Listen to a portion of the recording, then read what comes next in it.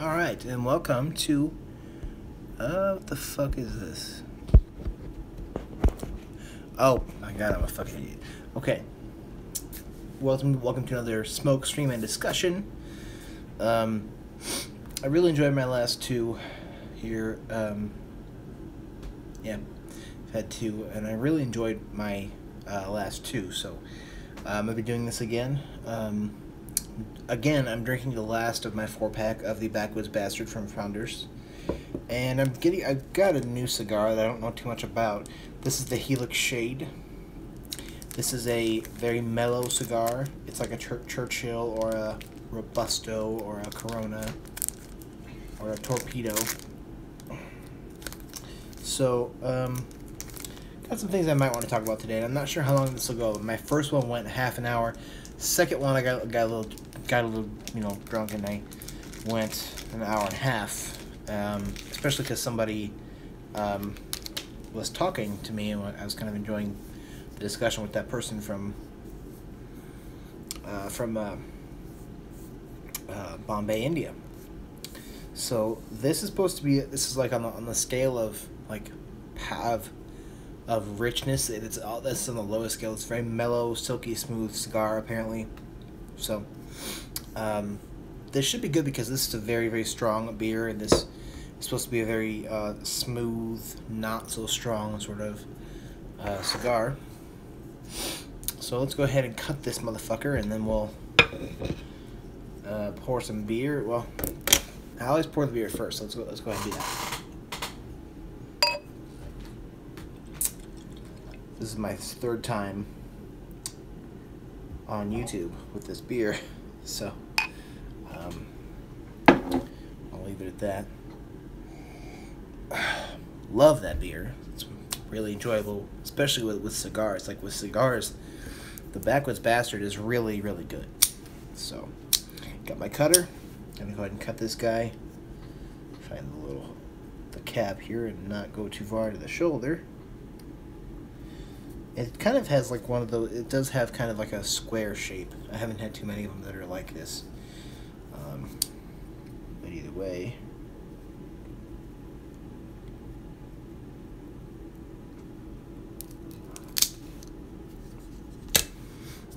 Went at a little bit of an angle here. It's a very, very thick one. Very thick cigar. It smells very, it smells a really nice, almost like a peppery sort of smell. Like a peppery tobacco. It has the Cuban, the seed to make this cigar is from Cuba, the Dominican Republic, places like that. So it does have some authentic places where it comes from. It smells nice. It's not like that Cuban style classic I had, so it should be different. Draw is nice. Put the cutter away. Let's get a toast and first a chug. Maybe. Yeah, I have 2 beers going. I'm not an alcoholic.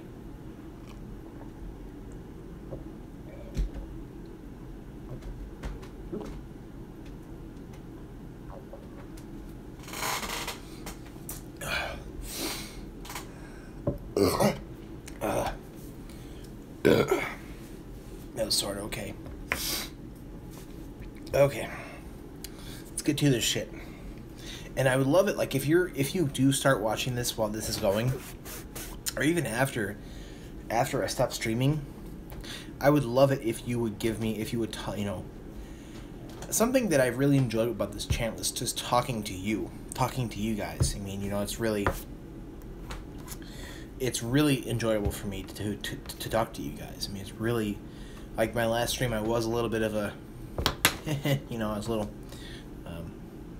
but still, like I really enjoy talking about philosophy, and in this one I really want to talk about some environmental ethics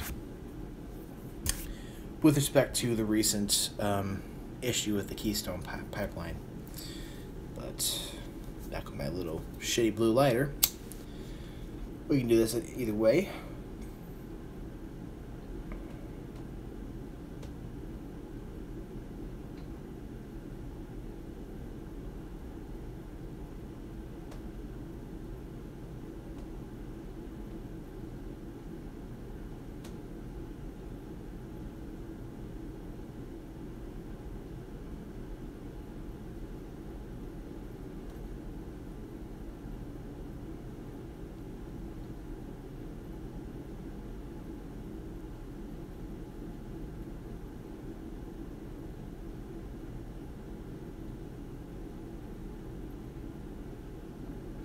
I love you guys, by the way, for sitting here with me while I do this. Trying to get everything just a little bit toasted here so we can, you know, get into this. It's supposed to snow here tonight. Fuck that, is what I say. I really don't want that to happen. Really fucking hate snow. I hate snow. I hate fucking winter. Winter can go fucking die. I'm gonna move into fucking Florida. No, I don't want to be eaten by an alligator. At my size, at 6'4", nearly 300 pounds, which I'd say I carry well. I'm not, you know, my height and my weight kind of are proportionate.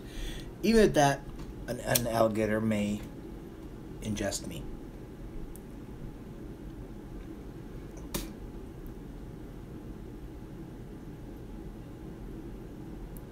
Hope this cigar isn't too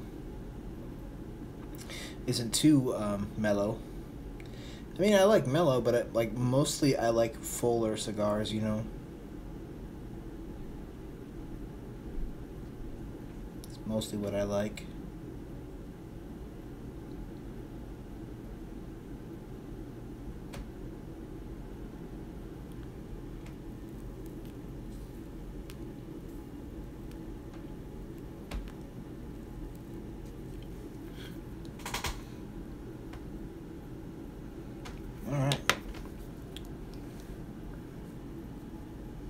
It's gonna come out sort of okay.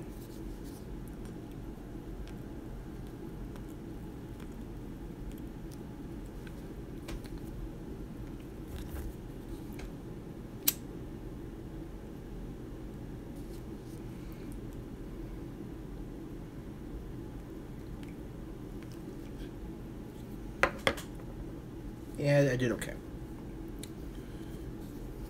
That one sucked, but that's okay.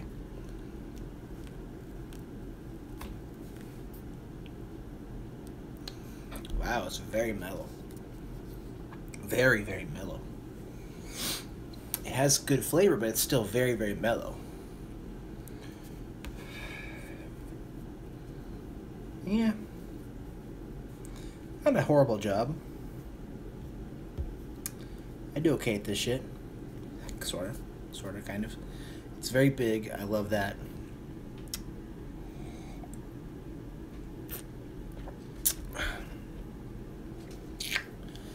So what is it to be a good human being?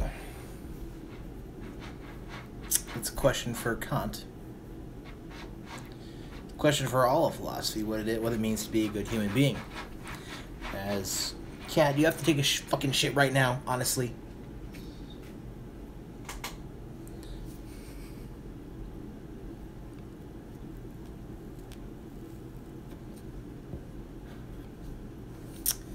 Wow, it's very...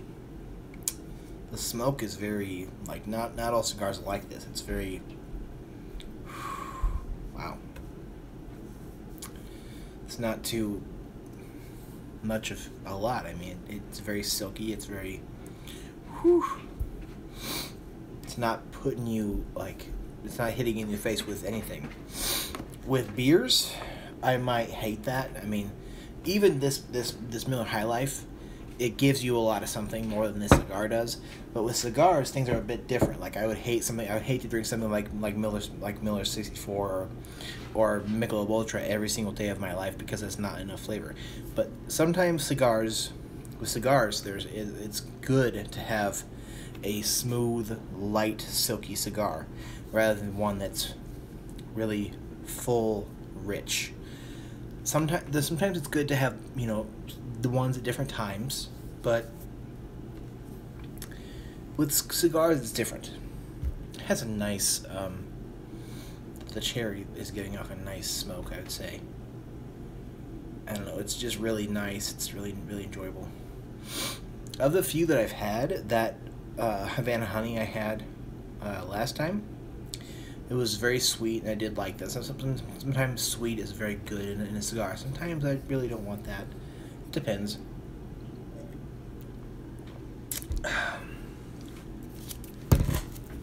Woo! Am I drunk already? What the fuck's wrong with me? It's been 10 minutes already. Wow.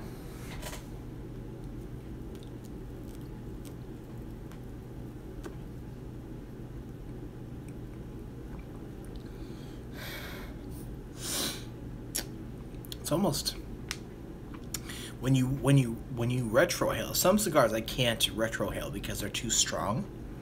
Some, like cigarettes, I can easily, you know, I guess you wouldn't call it retrohaling if you're smoking a cigarette, because that stuff is going into your lungs. But you know, even cigarettes I can go out my nose. But with this cigar, I can pretty easily retrohale.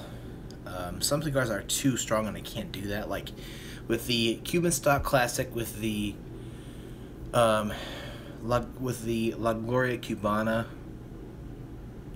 it was kind of like I couldn't really retrohale that much because it was just so, like, it was gonna hurt my insides of my nasal cavity like that.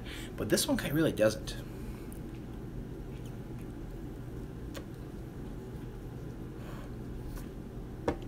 And when you do that, it has like almost like a perfumey thing happening. Very nice. So what does it mean to be a good human being? Great question. And I mean, with respect to Kant, a couple big things is that you don't use humanity as a means to your own ends. You will that whatever you do be universal law. You know, there's a lot of things to consider with Kant anyway. And with Kant, the stakes are very high when it comes to what it means to be a good person, to be good as in yourself. And I think when it comes to being a good human being, it's sort of like, if we can do that on a smaller level, on a smaller personal level, then we can kind of bring it up to a sort of a political level. And that's kind of what Plato does in the Republic. He kind of breaks it down as to personal ethical good. He kind of talks about what people should do to have purpose in a way. The Republic is sort of a, I probably shouldn't bring that up because there's a lot of issues in that I don't want to involve, I guess. But it's still like, it's still sort of like,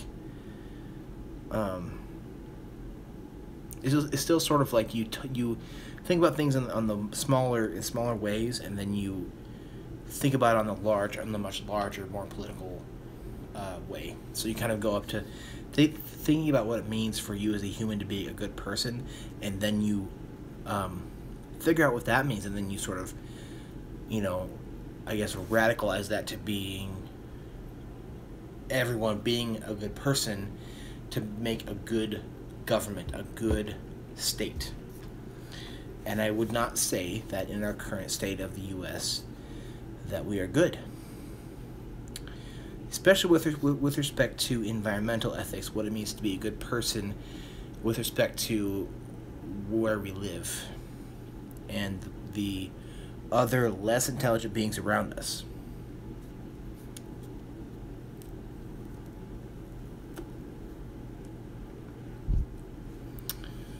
I don't know, it's very difficult.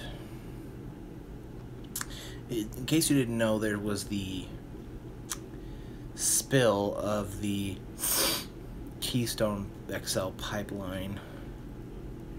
And this takes me back to 2010, 7 years ago, where in the Gulf, they drilled somewhere. I forget what the fuck happened with the whole BP oil spill, but it was like they drilled somewhere they shouldn't have, and then that's led to this big spill. But recently in the Keystone XL spill, which I was against this whole thing from the beginning, because I knew something like this shit would happen, to where, you know, you would pretty much have this fucking thing get built to where it would fucking spill, they would break, they wouldn't, you know, something would go unnoticed to where they wouldn't fix it or something, and this would happen. And I hate this. I hate this whole thing. I hate it. I hate how we fucking treat this planet. I understand that. I understand the fucking food chain. I understand why, you know, why we. I mean, I'm not a vegetarian. I believe that Peter Singer in his book Animal Liberation gives you a very good reason as to why you should be. However, I do not. I still think that in moderation, we should have the ability to, you know, make use of what is here. And I believe that even though I'm not a vegetarian, I do believe that it shouldn't that the what is it called? The dominant worldview. The dominant worldview is sort of like, it's the capitalist, consumerist, fucked up viewpoint to where we live here, we are top dog, we are top dogs, and we should use, you know, whatever resources we find in this world to our liking, and not just what we need, but to make money in a capitalist way, to store up in barns and that kind of shit. I mean, it's fucked up. Okay, and this kind of gets me into how I hate capitalism. I'm not a fucking communist. I don't think that full-on Marxist, Leninist, Stalinist communism is the way to go either. But this current Trump-esque capitalism is fucking wrong. I mean, and Trump isn't the full brunt of it. Trump is not, you know, isn't the whole thing. He's part of it. In this current presidential term, I believe that he has helped, you know, push on and help. He has helped the capitalist agenda, you know, being president, and he has helped that.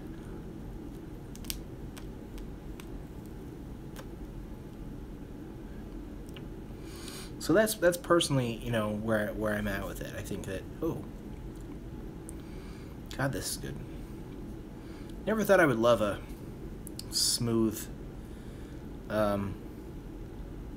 very light cigar like this. I never have thought that before, but it's really nice.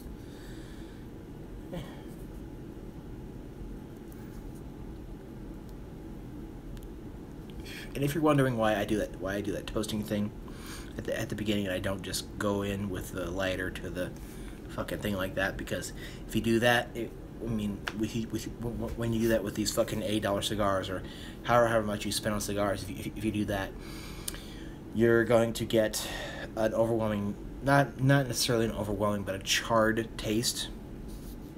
It's like you're tasting fire or whatever, to where it's not going to have those. If you toast it, those flavors are going to slowly come out, and your smoke will be a more enjoyable thing. Even though once you've toasted, you're going to put the thing on there. You're going to put the flame on there, and you're going to go, you know, and, you know, make the flame on the top of the thing. But toasting is better to do it with an unlit, where the shoulder and the top looks like this color rather than the black color. I don't know. I'm not making any fucking sense.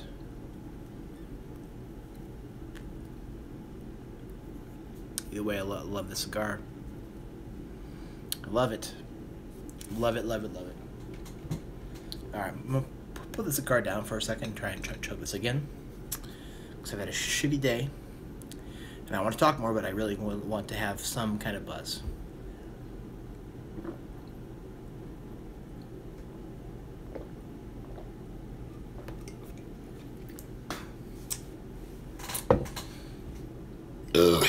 Why am I drinking Miller High Life when I have Founder's Backwoods Bastard next to me? I opened this when I got home and I bought this because I wanted to. Because if I just sip on this, I'm not going to get a buzz. I mean, this beer is very, very high ABV, but if I just sip on this, no buzz is going to happen to me tonight. Unless I try and drink that fast, which I don't want to drink that fast because it's a very wonderful and delicious beer. So is High Life, but High Life I have no problem chugging. So there's a book that I read in college. There's a few books that I read in college when I took an environmental ethics class. One of them was, of course, Peter Singer's Animal Liberation, and I want to discuss that a little bit in this video. I fucking got rid of it too. I had that book and I fucking got rid of it, and I wanted to reread it. It's such a good book. Not only does he develop a consequentialist environmental ethics, but he also he gives like fucking data of what we do to animals. You know, he gives reasons. He not only gives you a philosophical consequentialist ethics about the environment and how we should treat it, but he gives you truth. He gives you the truth.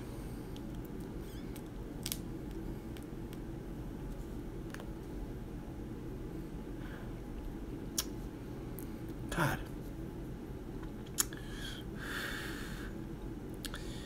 And how often should I do these streams? I mean, I'm not getting as many views as I did the other night, but I'm still loving this stream. I'm loving doing this.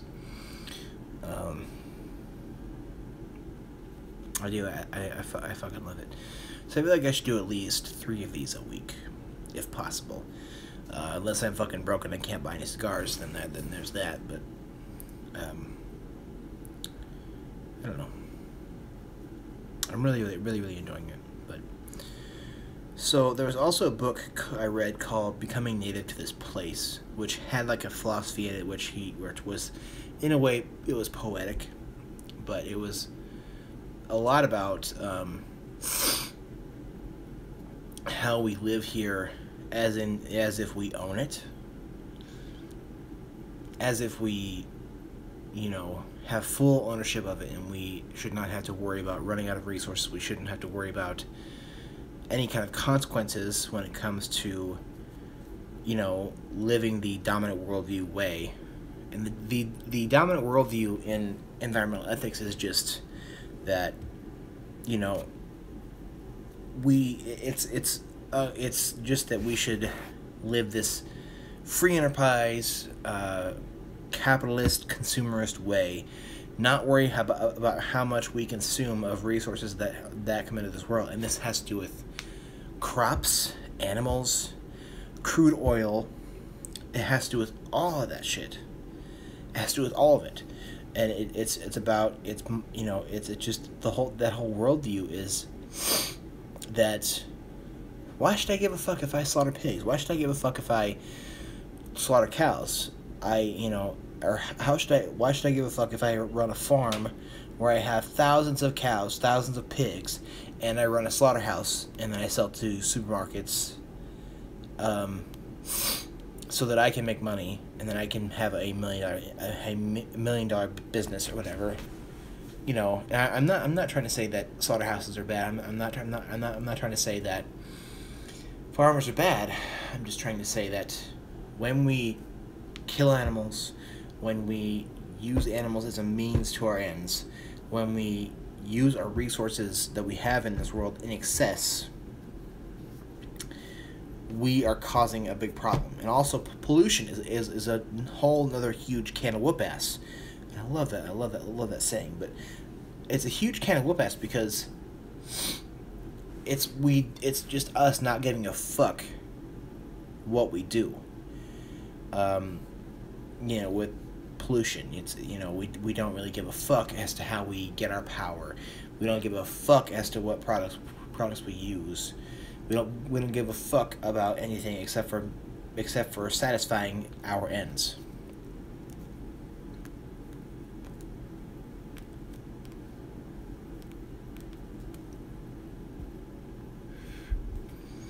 Just fell off onto my desk. Hold on.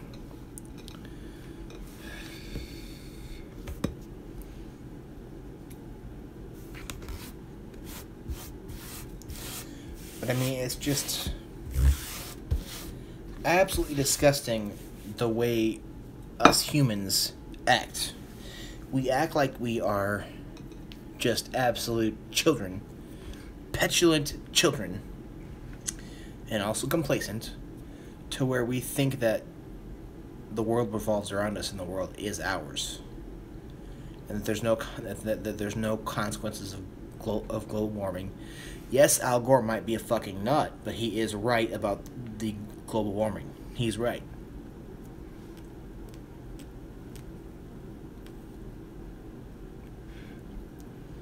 It's true. I mean, it's very true that he's right.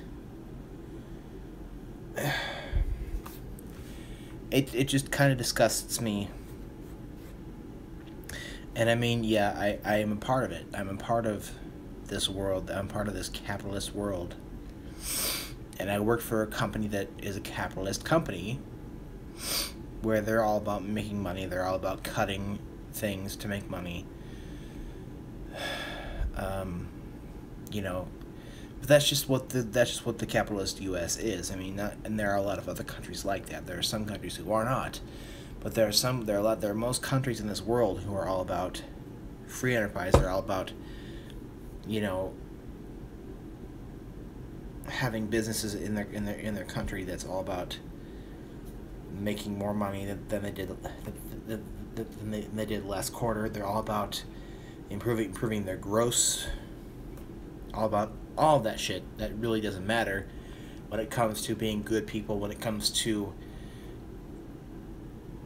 when it comes to being a good human being in this world, and to our fellow animals in this world. Yes, we are of higher intelligence, but we're still animals, and they still have rights. And there are animals who have got instinct. There are animals who could go extinct because of us. California condor, for one. They eat carrion, which has microtrash in it, because that's the animal that has died that they're eating has shit in it, has microtrash in it, and the condors get microtrash in them. There's pollution that's just fucking crazy, and this is in the ocean, everywhere.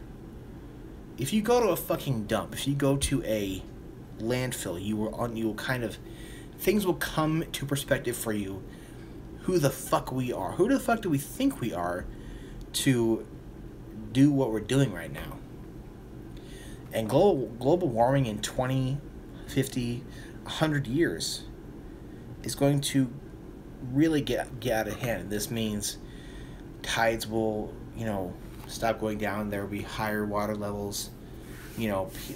Places with low sea level that are maybe only 6 feet above sea level are going to be engulfed, because the glaciers are melting, and this is going to lead to aberrant weather patterns, which cause hurricanes and typhoons and all that shit. And our planet's gonna be fucking doomed. And what I believe will happen in 100, 200, 300 years, when our planet is fucking fucked, doomed beyond, any saving,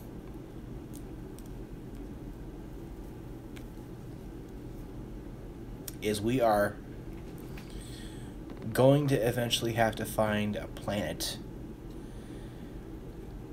that has similar water supply on it, that has similar, oxygen levels, that we can live in it, or we'll have maybe higher technology to where we can, make that kind of thing happen on that planet.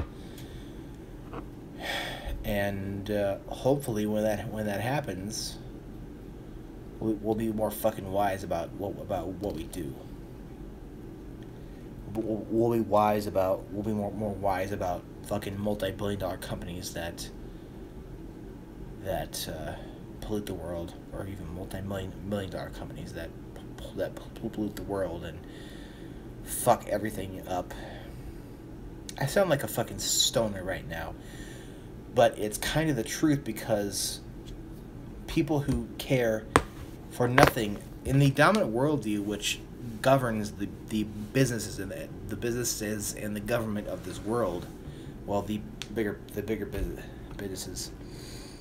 The dominant worldview is greed. It's all greed. It's about taking more and more resources to make money. And the CEOs and the CFOs and the fucking high-level execs, they're all about pocketing tax breaks. They're all about pocketing money for firing people. People don't matter. Life itself doesn't matter anymore in this world. And what I believe is going to happen is, you know, it's possible that we'll go to a different planet at some point, maybe, or this place will fucking perish and we'll die.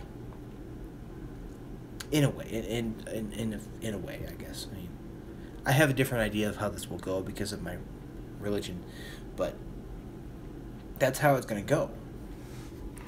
You know, we're gonna fucking die because of us, and we're gonna leave this shit to our fucking grandkids and great-grandkids.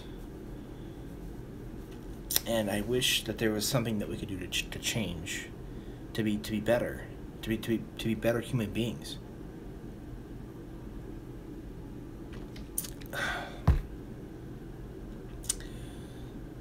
And I probably look like a hypocrite because I'm smoking. Because Kant does also believe that you have a duty to be a good person to yourself. Not, I mean, he probably didn't mean like smoking or drugs or whatever. But there are people, I mean, there is a duty to be good to yourself, I guess. But my belief right now is that life is cancer. It's cancer as in a metaphor, not like an actual tumor, which does kill you. Sometimes I pray for fucking cancer. Sometimes I pray that I'll get run over by a car, and this time, and I have been hit by a car, but I survived. Okay, I just had to get some surgery on my leg. But sometimes I pray and hope that someone will hit me with their car and I will die from this, because sometimes this world is just too fucking much to handle. People, they're just awful, and this world is awful. And life is just cancer. And I also don't care about smoking because sometimes I want cancer, so that my life will be shortened.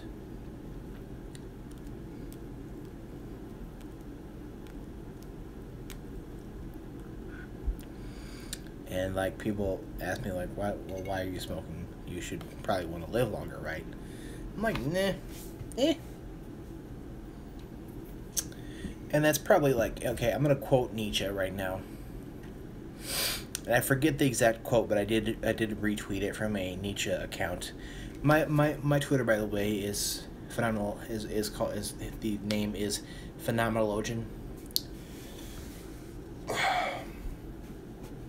Man suffers so much, and the horrible life that a man goes through, or that anybody goes through, is the reason they have to invent laughter. And it's, I forget the exact quote, but I don't know.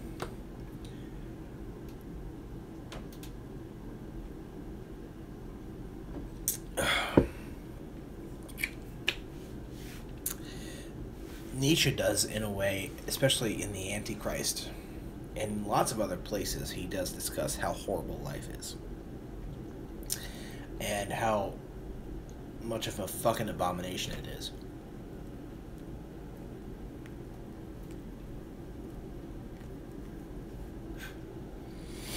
Ugh. It's a fucking abomination. It's fucking raining right now.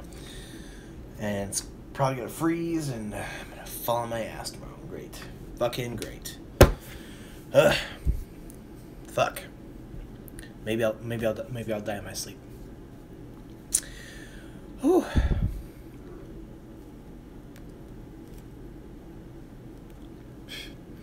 And I want to be clear. I'm not suicidal or anything. I wouldn't take my own life because I understand that doing that is a very selfish thing. I mean, I have. Everybody does come to a point in their life when they really want and are considering killing themselves. But that's a very selfish and greedy and narcissistic thing to do, because there are people in your life who love you, regardless if you want to believe that or not. There are people who in your life who love you, you know, and who care about you, and would be very sad and be very depressed if you weren't in their life. And the reason I don't kill myself is because I think about my friends. I think about my mom. I think about my sisters, you know, who would probably be very, you know, distraught if I wasn't here. And that sounds like a very, you know, narcissistic thing to say, but, you know, I was in a fucking mental hospital for a while because of possibly doing this, but that's the truth.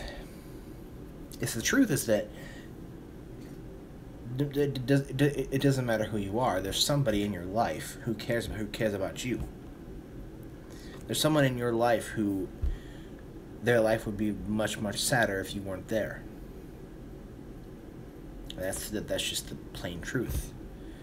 You know. That's why no matter how much my life sucks, I don't think that way anymore. You know, ever since I was in that hospital,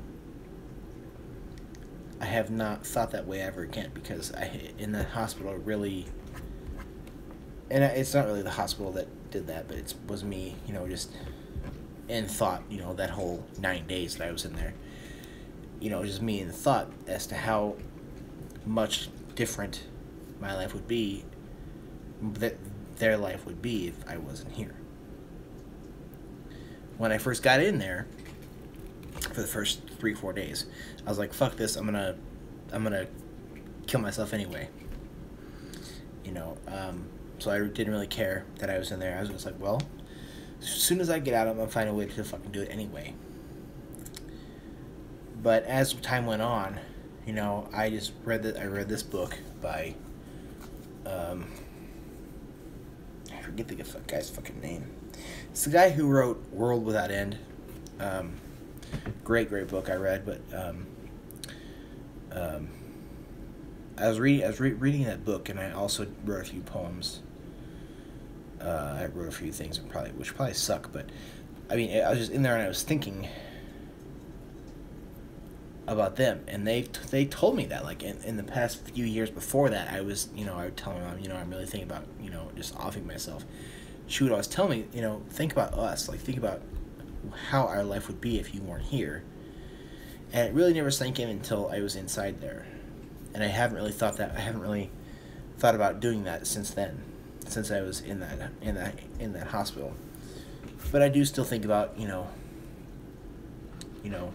sometimes things suck enough to where I'm just thinking, well, I really hope I die. This place sucks. I don't want to fucking be here anymore, but I'm surely not going to be the one who does it. Yeah, maybe I'll die from smoking or whatever, but I'm not going to be the one who, you know, directly does it.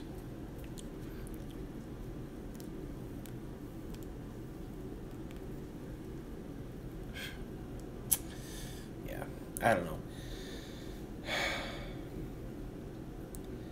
Sometimes, you know, when people like myself who think that, and I guess I heard someplace the other day, is that if you can make your work into your job, or if you can make your job into or your career into a hobby or into fun, something that you're passionate about and that you're having that is fun for you, then you are winning. And I'm not fucking winning. Obviously, I mean, I really think that I should clarify, you know, I'm thankful for my job. I'm thankful that I can have a place to live. I'm thankful I can have food. I'm thankful I can buy beer. Like, I love beer, okay? I love beer so much, and I love cigars and cigarettes so much, you know. So I should clarify, in that way I am winning. That I can make enough money to, you know, feed my fucking addictions and have a place to live, have, you know, wash my clothes, take a shower, sleep in a bed, watch The Office, which is my favorite show. In that way, I am winning. In that way, I am doing well because I have the ability to, you know, I make enough money that I can have a place to live and buy things that I like and stuff like that. But when you're really winning, when you're really, really, really winning, is when your job, your career, or whatever you're doing to make money is something that you are passionate about, something that you enjoy. And granted, I go through, with my job, I go through phases. Sometimes I really enjoy it. Obviously, food and working in food service is not my passion. It's not something that I, you know, just love beyond anything else. Obviously, it's not. But sometimes I really, really, really, really love it. Sometimes it's just something that I really am enjoying. Other times, like right now, I can't really do anything right according to certain people, and don't ever get a break. I mean, during my shift, we don't, like right now in my shift, we don't get breaks. That's just truth. You know, that's just it. You know, we're constantly busy all the time. Never any sort of downtime. I mean, I'm not saying that you should have downtime during a shift. You know, you're at work. You should be working, but it's just crazy right now because it's the holidays. It's almost Thanksgiving, so it's gonna be. And right now it just sucks. Just to sum it up, and that will pass. So I'm very, very blessed. I'm really happy that I have this job because I don't always hate it. But what my goal was in college was to be a professor, and I can't really do that anymore. There are a lot of reasons why I am not able to do that.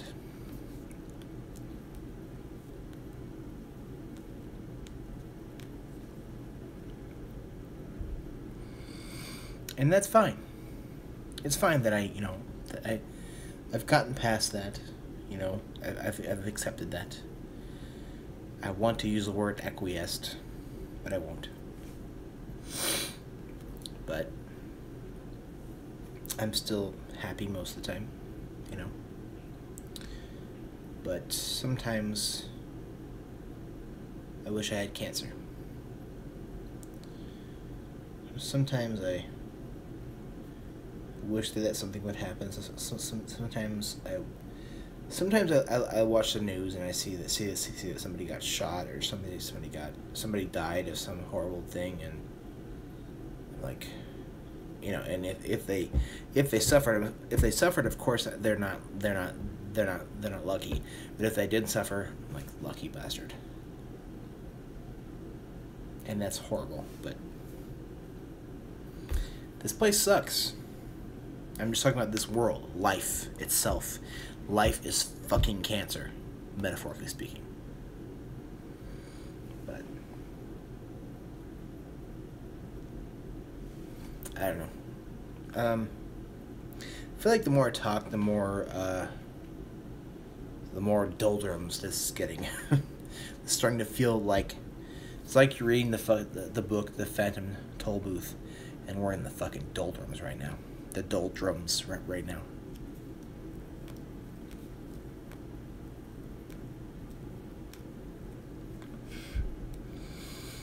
And that's, I guess, just my mood right now. So, since this is getting very, very negative,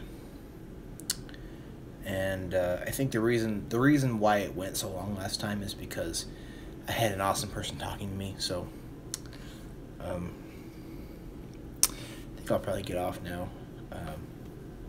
Thank you if you do watch this. I really appreciate all of you. I'll do another smoke stream soon, and I think tomorrow my friend Charles is going to do a review with me, so we'll see that. Thank you all. I love you all. Have a good night.